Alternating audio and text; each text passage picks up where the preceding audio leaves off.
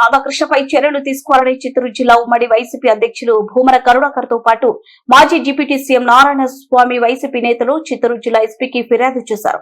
మహిళలపై అనుచిత వ్యాఖ్యలు చేసిన రాధాకృష్ణపై తక్షణమే ఎఫ్ఐఆర్ రిజిస్టర్ చేసి చర్యలు తీసుకోవాలని భూమన కరుణాకర్ రెడ్డి వైసీపీ నేతలు విజయనందారెడ్డి సునీల్ కుమార్ డిమాండ్ చేశారు.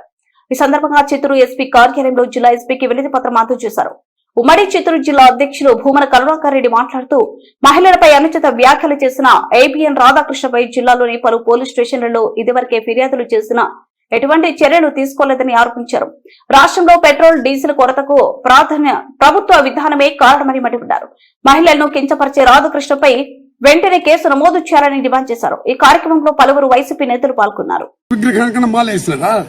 మా నియోజకవర్గంలో అంబేద్కర్ విగ్రహాలు ఉంటే ఎక్కడ మాలేస్తున్నారా? ఎంతసేపు పార్టీ పార్టీ పార్టీ మనకెందుకు?